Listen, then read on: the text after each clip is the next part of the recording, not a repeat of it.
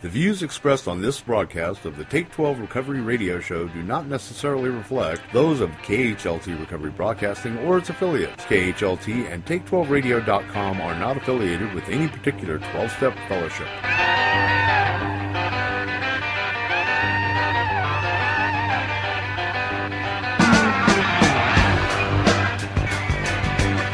Remember me, I'm the one down on the floor, telling these people that I ain't there no more.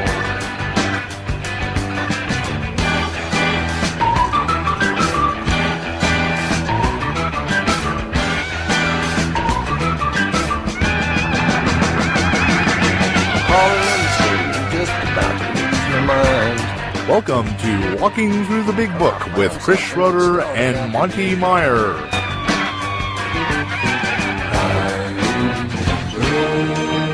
And now, here's those two guys who investigate prior to contempt, Chris and the Monty'man. Hello, my friends!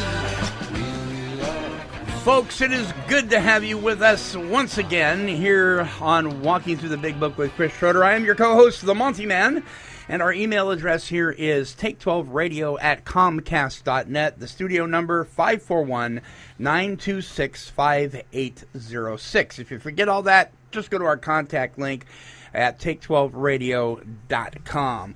And freshly back from Bermuda is Chris Schroeder. How you doing, buddy? Hey, Monty, how's it going? I almost can't pronounce that. Bermuda is okay. Just tell everybody, and maybe I'm the only one that doesn't know this. How far is the Bermuda Triangle from Bermuda? Oh, well, one thing, don't bring up the Bermuda Triangle when you're in Bermuda. They are not happy about having the Bermuda Triangle pinned on them. I'll bet. They basically said it should be the Florida Triangle. It's closer to Florida, right? I think the Bermuda Triangle goes from like Florida out to the Caribbean and up to Bermuda. Yeah. There's not a lot of validity in the understanding that you're going to be lost if you cross into the Bermuda Triangle. Right. Oh, that's great. Well, we are, of course, in the Big Book of Alcoholics Anonymous. For those of you, if this is your first time joining us, we're going through this wonderful book, page by page, sentence by sentence. And this week we are in Chapter 6, Into Action. And, it starts out right away, having made a personal inventory. What shall we do about it? Good question. Chris? Well, just a quick recap of where we are in the spiritual process, the recovery process. Is in step one, we identified what our problem was. Our problem is that we suffer from alcoholism. Alcoholism manifests with a mental obsession that draws people back into drink, even though many, many times they've made a firm resolution not to do it again. They find themselves drinking again. So it's a very strange psychic capacity to alcoholism, in that doesn't matter if you want to stop drinking, doesn't matter what the reasons are for stop drinking, doesn't matter what the consequences are for drinking. You'll end up doing it again anyway if you've dropped yourself down into alcoholism far enough. And that wouldn't be so bad if it wasn't for the physical craving, which is, one drink always asks for a second demands a third, the third insists on the fourth, and you end up pretty much, drinking until you're unconscious. That's another part of alcoholism, and that wouldn't be so bad if it wasn't for the fact that unmanageability manifests in your life in every single way. Problems pile up on you and become astonishingly difficult to solve. Personal relationships suffer. Your health suffers. You can't reason or see truth or right or wrong in the ways that sane people do. So that's the problem. You come to believe that these other people who've achieved sobriety, who've achieved recovery, were able to tap into something, and you come to believe that something is a power greater than yourself. it's the actual power of God. So you need to start getting you need to start getting open-minded about spiritual matters. And when you do that, the next logical step is to actually make a decision to access that power. What do I need to do to get in front of that power? I'm dying from a progressively fatal illness. Okay, tell me, what do I need to do? Show me. And that basically is step 3, deciding to turn your will and your life, or your actions and your thoughts, over to the care of that power, which can keep you safe and protected and help you recreate your life. Then, the first real action step that they ask you to take is an inventory of the things that you're doing wrong in your life, the ways that you're falling short. How are you shooting yourself in the foot all the time? Why are you suffering so much emotionally? Why are your relationships messed up? Why aren't you out there, being the best kind of human being you can possibly be? Why have you retreated into isolation? The guilt, the shame, and the remorse that you suffer from. You need to look at all the causes and conditions of those things very, very carefully, so that you can see how they're operating in your life, how you're, why you're living, the wrong way. And the next step after that is, once you've put all these inventories together, once you understand your life story a little bit better, it's now time to share that with somebody. There's been confessional religious practices for many, many years. Mm-hmm. A lot of people, a lot of therapists understand that getting to the truth of the matter and having someone honestly discuss what's going on with them is beneficial. But the genius of the 5th step is it gets down so deep. It gets down so deep into really the causes and conditions of your life that sharing it is really the beginning of a spiritual experience. And the end game for the alcoholic who wants to achieve recovery, wants to get to the state of a recovered alcoholic, mm-hmm. the end game is a spiritual awakening. Mm-hmm. So beginning that spiritual awakening with the spiritual experience of the 5th step is absolutely vital, absolutely essential. Anybody wandering around the fellowships who've never done a 5th step are kidding themselves if they even think they're alcoholic, because there's so many warnings in this that if you do not do this, you will not overcome drinking. And I believe it. I mean, this comes from my own experience and my experience working with others. The people who skimp this step and stay sober haven't gone down the scale to what this book would describe as a real alcoholic, or they're drunk again. Mm-hmm. One or the other. Mm-hmm. So skipping this step is very, very, very, very dangerous. And I'll tell you one of the things that happened to me, Monty, is I always needed to know why I needed to do something. Yeah. Why do I need to share all this stuff? I don't understand. This doesn't make a lot of sense to me. I think this is stupid. Those are all mindsets that come from the insane part of the alcoholic mind. And again, we've mentioned this a bunch of times. Would you rather hold on to your old ideas and feel like you're right, or would you rather survive? Yeah.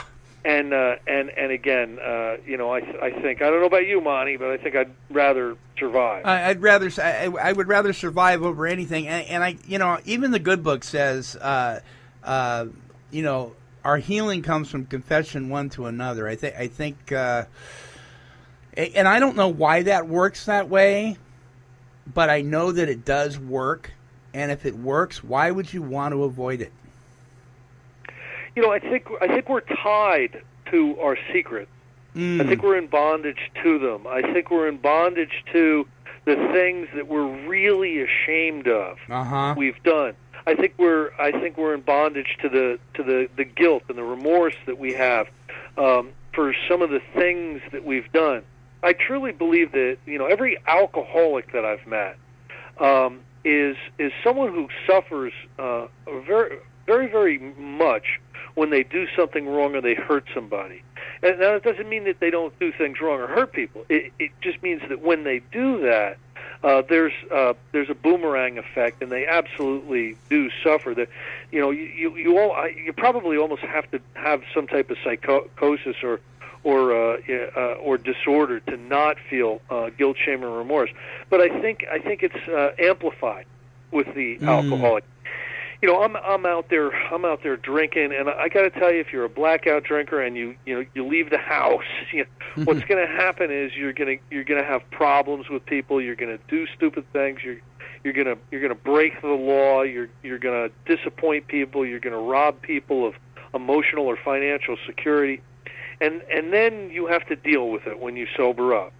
And it's just a corrosive state of mind to just be, to suffer so much from the things that we do.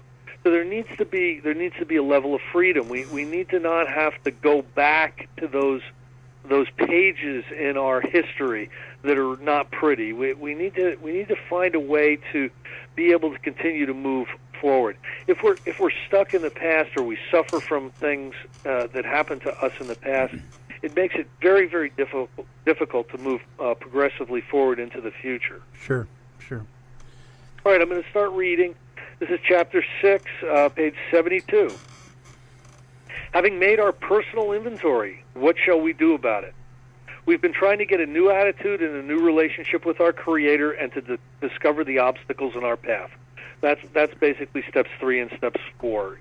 That new relationship with the Creator really is the mainstay of step 3, and discovering the obstacles in our path are step 4.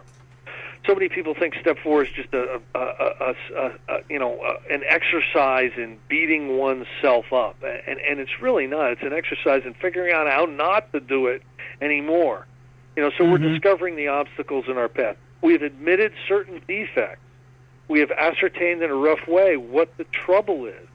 We have put our finger on the weak items in our personal inventory with our anger, our fear, and the things that we've done wrong.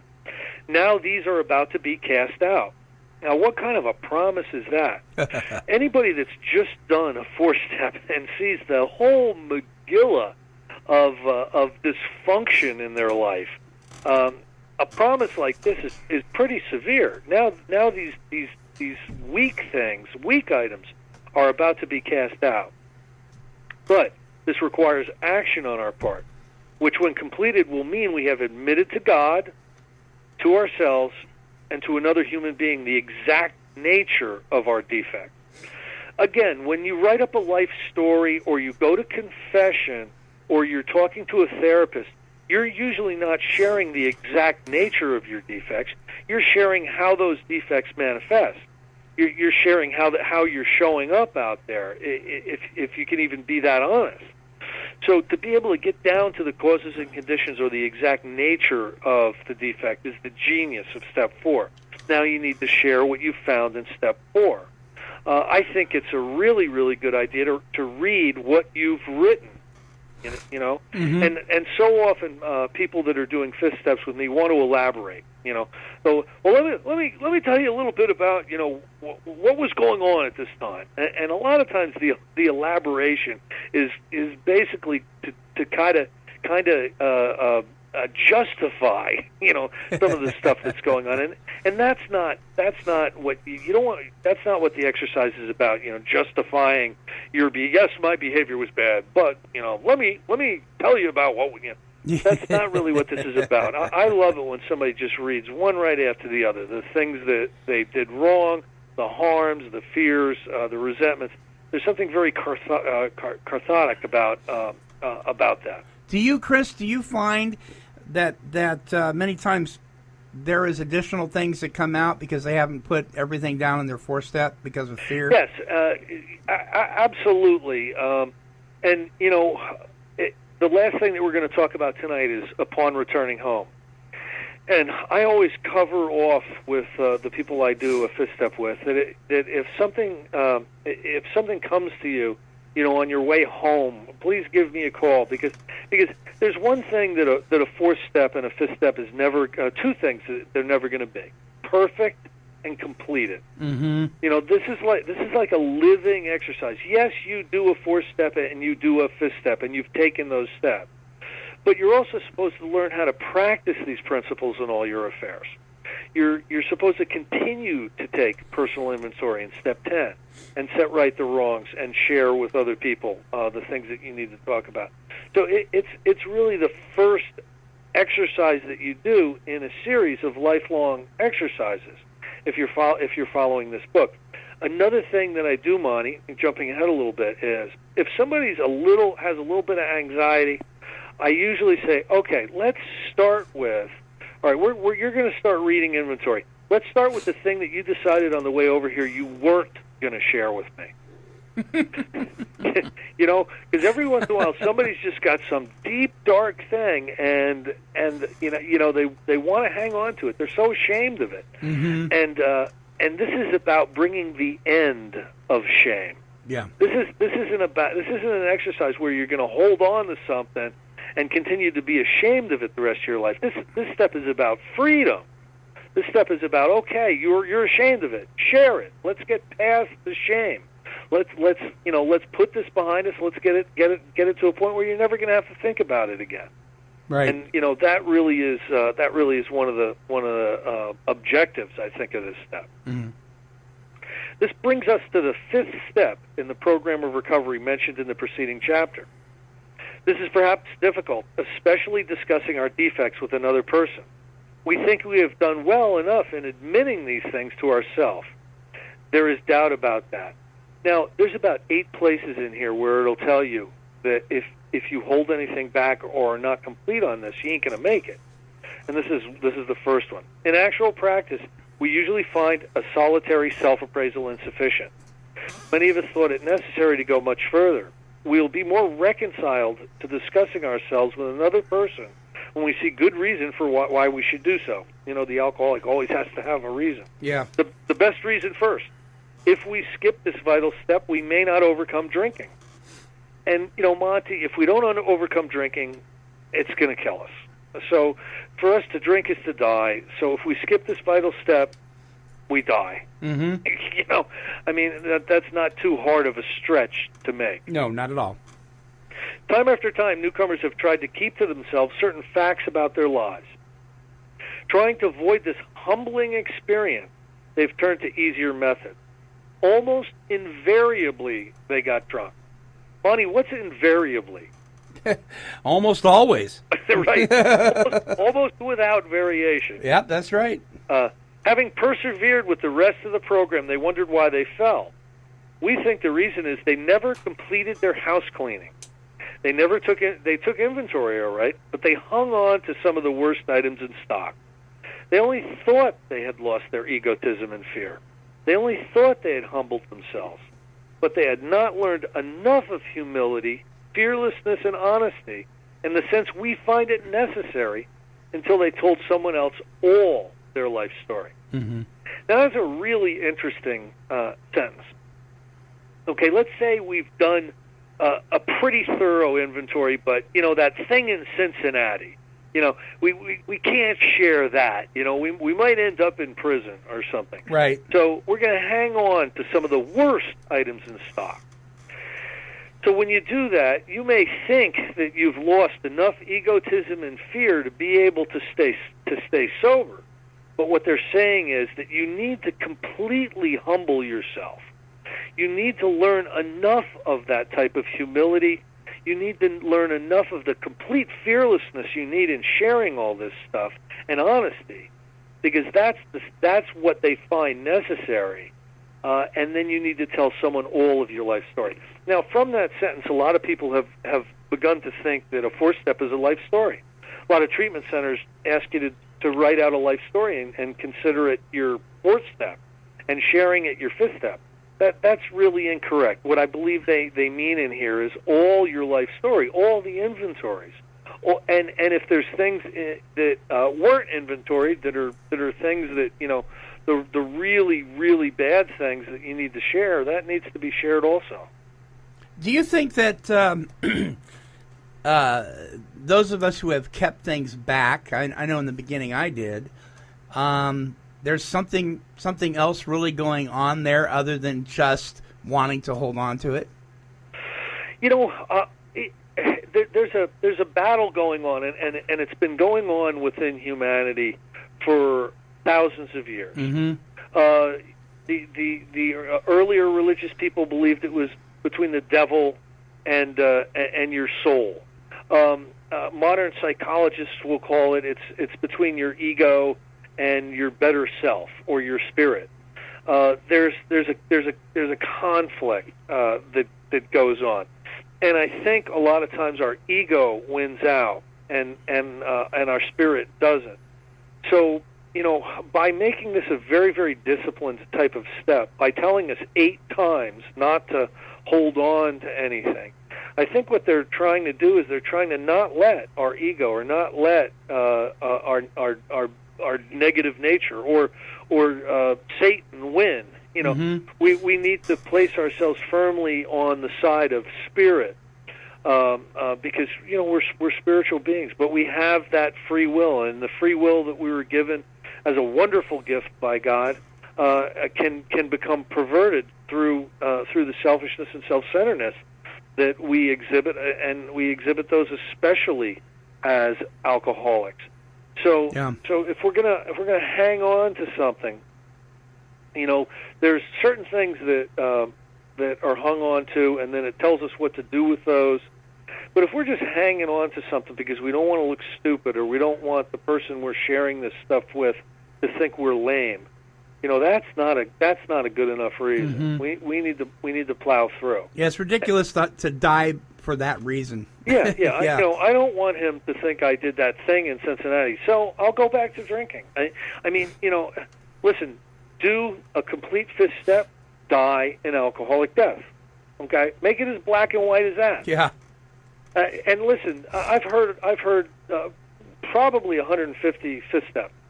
And not once did somebody share something with me that made me not like the person. Mm-hmm. Like I never want to see this guy again. Mm-hmm. I mean, it's all human failings. Yeah. Every one of them. And sometimes our ego wants us to think that we're so bad and we did such horrible stuff. And that's a manifestation of selfishness. That's a manifestation of ego. Hopefully when you get through doing your 5th step, that's when you first start to feel like you're really a decent human. It's not so bad. Mm-hmm. And that was the first time after my first 5th step, I started to think, maybe I am a member of humanity. Maybe I am not such a scumbag that I thought I was. And I started to rejoin the human race a little bit after doing this. And again, you can go to confession and you can go to counselors and psychologists. It's not the same experience. Mm-hmm.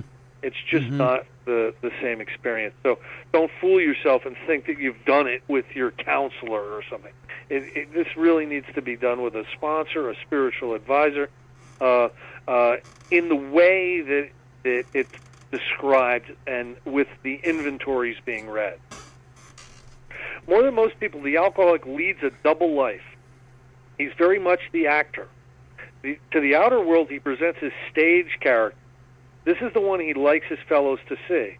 He wants to enjoy a certain reputation, but knows in his heart he doesn't deserve it. The inconsistency is made worse by the things he does on his sprees. Coming to his senses, he's revolted at certain episodes he vaguely remembers. These memories are a nightmare. He trembles to think someone might have observed him. As fast as he can, he pushes these memories far inside himself. He hopes they will never see the light of day. He is under constant fear and tension, and that makes for more drinking. I don't know about you, Monty, but that happened to me a lot. I would wake up in the morning and I'd have a hazy recollection of some really embarrassing, tragic, insane thing I had done the night before, and I had to jam that down. That was too painful for me to just stay conscious of. Yeah. So I would either start drinking again, or rationalize, or just try to forget it. That was the deal. That was the deal with me, and in fact, it's so funny because that section that you just read, that was one of the first places I started marking in my big book but this is the first time I had ever read it. was in jail, and I put "me" in big block letters. Yeah, and it's still there, and I had to chuckle. Yeah, you betcha, man. And I would usually put some sort of substance in my body, because I couldn't shove it down far enough, so I just get drunk. You got to numb it out. Yep. I mean, and in the paragraph above where he talks about we're playing an actor, you know, we're not being ourselves because we don't think that anybody would like ourselves. Did you ever see the Woody Allen movie called Zelig? No, I didn't. Zelig was a human chameleon. And he's going through the history of the first part of the 20th century, and all of a sudden he ends up with Nazis, and all of a sudden he becomes like a Nazi, and all of a sudden he's with Hasidic Jews, and he starts to grow a beard, he was a human chameleon. And I related so much to that movie because I'll tell you, if I was sitting at the bar with a bunch of Republicans, I was saying, the Republican agenda, conservatism. And if I was over, with the Democrats, I'd be going, liberalism. I didn't have enough integrity to be myself. I thought that there was something so wrong with myself that I really was very much attached to what I thought you thought about. Sure. It makes sense. And that doesn't even mean I cared very much about you. I might not have cared anything about you, but I cared a lot about what you thought about me. Yeah, and that's a real alcoholic trait. Yeah. Psychologists are inclined to agree with us. We have spent thousands of dollars for examinations. We know but few instances where we have given these doctors a fair break. We really probably are the only group that, as a whole, spend tens of thousands of dollars on therapy and lie to the therapist, and then complain that therapy's not helping. Yeah. We have seldom told them the whole truth, nor have we followed their advice. Unwilling to be honest with these sympathetic men, we were honest with no one else. Small wonder many in the medical profession have a low opinion of alcoholics and their chance for recovery. I want to talk about something. It's going to shift a little bit away from the fifth step, but the medical profession, there's a lot of people, a lot of professionals out there who have a really low opinion of alcoholics.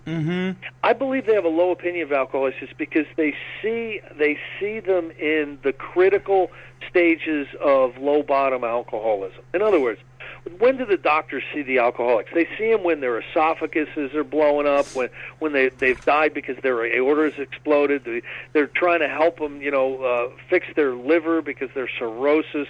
They're coming in with DTs and completely insane, and they get really violent in the emergency rooms. And alcoholics are real good at running into the hospital and saying, "Oh, help me, help me, help me." And then, 2 days after they get sober, they start figuring out what's wrong with the hospital. These people aren't running this place right, Yeah. What do you mean I can't use the phone? and they storm out with a resentment, don't pay their bill, and then come back a month later. Help me, help me. I mean, of course the doctors are going to have low opinions of the alcoholics. But the one thing that we can do as people who have recovered from this hopeless state of mind and body is sometimes we need to let people know in the professions that we are recovered alcoholics. Treatment works in most instances, or at least in some instances, and recovery is absolutely possible. Because what happens today is, they see us at our worst. The judges see us after we've gotten our third DUI, and the doctors see us when our liver is exploding. And most of these professionals really see us at a low point. And then we get sober and we never go back. We're gone. We disappear because there's really no problem anymore. That's part of the problem. You know what I mean? Yeah, Like, you bet. Like if we're not letting them know, hey, I'm the guy who was a complete maniac, here 6 months ago. I trashed your ER and you threw me out of here. I just want to let you know that I'm sober now. I'm working a recovery program. And listen, I want to give you my number because recovery really does work, and if there's anybody like me who comes in here, and you can give them my number. I think if I can help, I will. There's not enough people that do that anymore. There's not enough people that do that with judges. There's not enough people that do it with doctors. There's not enough people that do it with any number of police, any number of other professionals. And it hurts us because it perpetuates the stigma and the discrimination about alcoholism, whereby everybody believes that an alcoholic never gets better. They're, it's don't ever trust them. Don't ever lend them money. If they're an alcoholic, they're never going to get better. That's just not true. You know it, Monty, as well as I do. Recovery is very much possible. You bet. So, sorry for that tangent, but no, that's important. I felt like I needed to do it. We must be entirely honest with somebody if we expect to live long or happily in this world. What if that sentence is absolutely true? We must be entirely honest with somebody if we're going to live a long life and not die an alcoholic death, or even be happy in this world. Yeah. I sometimes I'm a big book literalist, and I get criticized for that every once in a while. But let's just say, what if in your particular case that statement's absolutely true? That might help to convince you to get on with this business of the fifth step.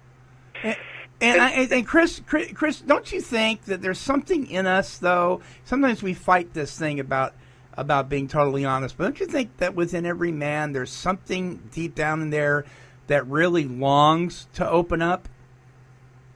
I think that our ego, or our the lesser part of our nature, wants to hide it because it wants us in isolation, and our alcoholism probably wants us drunk again, but it'll settle for us dead. But I think the better part of our nature wants communion with their fellow man, wants to experience as cleanly and clearly as possible the grace and presence of God. Yeah. So I think deep down within us we want to be able to do this, but there's that fight between our ego and our spirit when we're sitting there sharing this fifth step stuff. And we're thinking, I don't want to do this, and sometimes, unfortunately, our lower nature wins out. We don't share it. We don't move forward in recovery, and we get drunk again. Right. So yes, I do believe there's something deep within us that wants us to do this. Now it's going to give us some qualifications about people who are going to hear our fifth step. Again, when this book was published, there was only a few groups of Alcoholics Anonymous. One big one in Akron, another one in New York. A couple of small ones were popping up here and there. But they really expected this book to be mailed around, and this would be mail order recovery. In other words, get the book in the mail, open it up, use it like a textbook, get a spiritual awakening, go find other people to work with. That really is what they thought that this book would do. In actual fact, it ended up being that it was a textbook, yes, but it had to be taught. In other words, there was not as many recoveries by people just reading this book as there were people carrying the message of this book.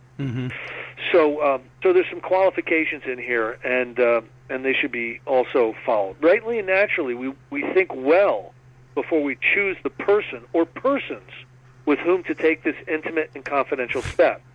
Note that it says person or person. It's not a bad idea to share your fifth step with multiple people.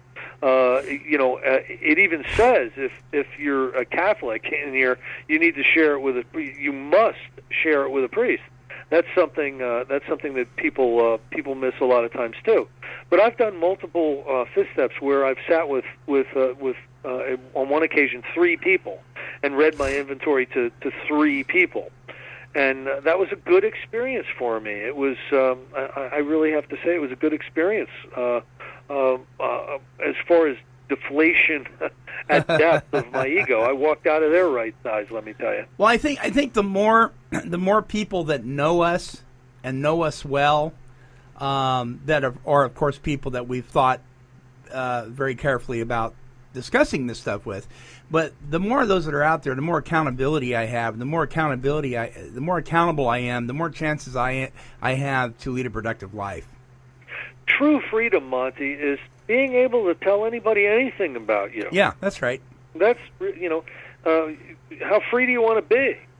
Yeah. Those of us belonging to a religious denomination which requires confession must, and of course will want, to go to the properly appointed authority whose duty it is to receive it. And here's another one that a lot of people miss. Though we have no religious connection, we may still do well to talk with someone ordained by an established religion. Mm-hmm. I've heard a lot of people say, "Leave the poor priests alone. Do this with your sponsor." But and I can understand that too. You may get something a little bit different from a priest than you will from a sponsor. But I will tell you this: this is my strong belief. I think that you need to share this fifth step with someone who has the same problem you do, alcoholism, and has done a fifth step themselves. If you're sharing something with a priest, they're not likely to say, you do that. I did that too. They're rarely going to say that. More often than not, they're going to say, "Bless you, my child. Go in peace." And they'll give you some spiritual direction. But when you're talking to another alcoholic, a lot of times they make it easier for you because they say, "Oh yeah, oh you did that, I did that too," and it just makes it a little bit easier to get deep and down into the nitty gritty of the stuff. That makes sense. We often find such a person quick to see and understand our problem. Of course, we sometimes encounter people who do not understand alcoholics. If we cannot or would rather not do this, we search our acquaintance for a closed-mouthed, understanding friend. So being closed-mouthed is essential. And it's okay to ask somebody, you're going to keep this 100% confidential, correct? Just between you and me and God. It's okay to ask that. Mm-hmm. And an understanding friend, someone who understands alcoholism. Perhaps our doctor or psychologist will be the person. It may be that one of our own family, but we cannot disclose anything to our wives or parents which will hurt them and make them unhappy. We have no right to save our own skin at another person's expense. Such parts of our story we tell to someone who will understand, yet be unaffected. The rule is that we must be hard on ourselves, but always considerate of others. Remember, right now you can't shake a stick without hitting a qualified sponsor, somewhere in your hometown. Back then, they really expected a lot of people to be getting this book in Albuquerque and not knowing who to share the fifth step with. Mm-hmm. Nowadays, it's a lot easier to find somebody. Notwithstanding the great necessity for discussing ourselves with someone, it may be one is so situated that there is no suitable person available. If that is so, this step may be postponed only, however, if we hold ourselves in complete readiness to go through with it at the first opportunity. You can't use this as an excuse anymore because there's just too many people around that you can share your business with. Maybe if you're in prison or something, there may be there's just no one who is going to be closed now and understanding. But very rarely are you going to be able to use this as an excuse anymore. We say this because we are very anxious that we talk to the right person. It is important that he be able to keep it confident, that he fully understand and approve at what we're driving at, and that he will not try to change our plan. But we must not use this as a mere excuse to postpone. Someone who might try to change your plan. Let's say you're sharing this, and somebody just stops you. Oh, you don't have to go. I know what you're trying to say. You don't have to talk anymore about it. Because they don't want to hear it. That's not somebody good. That's not the right person to hear a fifth step. And every once in a while that can happen. Somebody will just be horrified or something, and that's usually because they're not experienced with this exercise. When we decide who is to hear our story, we waste no time.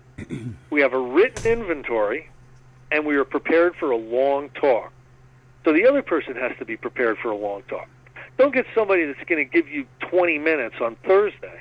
And don't get somebody who's going to stop you halfway through it and say, we've covered enough. I've got a golf date, make sure that the person that's listening to this understands the seriousness of it, the life and death errand. So you really try to qualify somebody in these ways. We explain to our partner what we're about to do and why we have to do it. Now that's an instruction. I would have to say, you do understand I'm here to read my 4-step inventories to complete my 5th step, and that's what we're doing here today. And you understand why I'm here. I mean sometimes they already know why you're there, but it tells you to explain it to your partner. So I like to do it whether the person knows why I'm there or not. Okay. He should realize that we're engaged upon a life and death errand. Most people approached in this way will be glad to help. They will be honored by our confidence. And here's how we need to move into it. We pocket our pride and go to it, illuminating every twist of character, every dark cranny of the past. Once we have taken this step withholding nothing, we are delighted. Here are the 5th step promises. And these are some nice promises. Number 1 is we're delighted. Number 2, we can look the world in the eye. Number 3 is we can be alone at perfect peace and ease. That's something I never experienced. I couldn't stand being by myself. I'd always have to occupy myself some way. Our fears fall from us. We begin to feel the nearness of our Creator. We begin to feel near to God. We may have had certain spiritual beliefs, but now we begin to have a spiritual experience. The feeling that the drink problem has disappeared will often come strongly. Now understand that the feeling that the drink problem has disappeared will come strongly. The drink problem hasn't disappeared. It just might feel that way. It's in the 10th step that the drink problem gets removed, and the promises for drinking are offered in the 10th step. We feel we are on the broad highway walking hand in hand with the spirit of the universe. Now, okay, you're done. You've laid it all out in front of this guy. You've invited God into the process, and you've been entirely honest. You're not done yet. The returning home part is very, very important for the completion of the 5th step. Returning home, we find a place where we can be quiet for an hour, carefully reviewing what we have done. It's kind of a meditative, kind of a guided meditative process. We're supposed to ask ourselves certain questions about the first 5 steps. But first of all, there's a prayer. We thank God from the bottom of our heart that we know Him better. So that's a prayer that you're supposed to say before you take the book down from the shelf. We turn to the page which contains the 12 steps. Carefully reading the first 5 proposals, and those proposals, of course, are on page 58, 59, and 60 in the first part of how it works. Carefully reading the first 5 proposals, we ask ourselves, have we omitted anything? For we are building an arch through which we shall walk a free man at last. Is our work solid so far? Are the stones properly in place? Have we skimped on the cement put into the foundation? Have we tried to make mortar without sand? Those construction references, Bill loves those construction references, and they're all about building an arch to freedom. Freedom from self, freedom from self-centeredness, freedom from alcohol, freedom from resentment, freedom from all of the things that are causing our debilitation as human beings. And that's the returning home. How I'll explain it to somebody is I'll say, look, here's the returning home part. You're to go home. You're to cover the first 5 steps. If there's anything that you've left out, you are to call me. If you have not left anything out, then you're to move on to steps 6 and 7, which I think we'll cover next week. Yeah. Very good, very good. A lot of stuff to chew on there. I'm always so pleased when folks are able to see the promises that are in this book. I mean, so many people, we've talked about it before, the promises versus promises, and I just love it when we break down the promises in the 5th step. There's a lot of stuff. There's a lot of great stuff out there as we begin this journey one step at a time. right from the very beginning of walking through the door. There's a lot of really great things waiting for us, isn't there, Chris? There is, and the tendency a lot of times is to shortchange ourselves. Yeah. And to think that, sobriety is about as much as I'm going to get out of this. No. The recovery in an absolutely wonderful way of life is available. I am so glad that you talked about doing this with somebody else. It's really interesting because I have a person that I'm working with now that I'm just starting to work with that really knows this book very well, but it's been, he and the book. And I said, there's something about, another person working with you. If we were created to be all alone, there'd just still be Adam in the garden. You know what I mean? We've got this teamwork thing that things just work better that way. And it does. And yeah. I think one of the greatest things that's going on today is the big book studies in people's homes. Mm-hmm. Somebody will invite a half a dozen people over every Tuesday night, and they'll go through the book and they'll actually take the steps together. And remarkable things are going on in groups like those. Uh-huh. And those are people, like if you go to the bar, Monty, there'll be like three basic types of people if the bar is filled with alcoholics. There'll be the person kind of crying, in their beer and really, really sad and melancholy. Then there'll be the person like, very amorous, trying to pick up someone a member of the opposite sex and hustle. And then there'll be the people who want more out of alcohol. They want more. They want to leave this bar and they want to go to the city. Go to a club. I think the people that get involved in the big book recovery are those mad dogs who want more.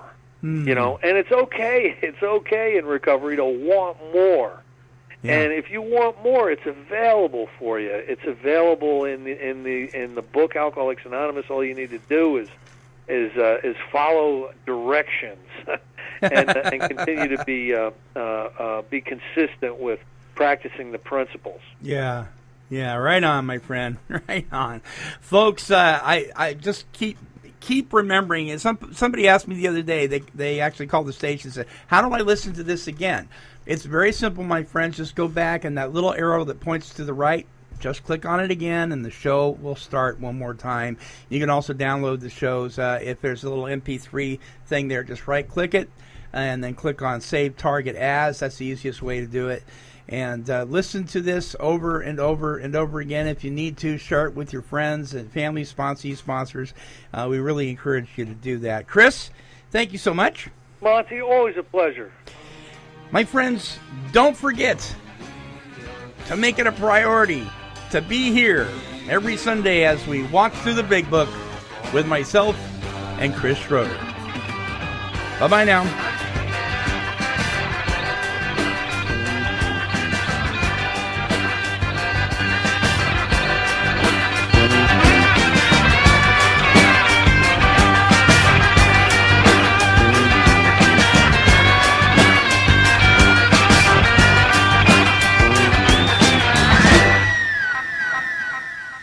This has been a broadcast of KHLT Recovery Broadcasting.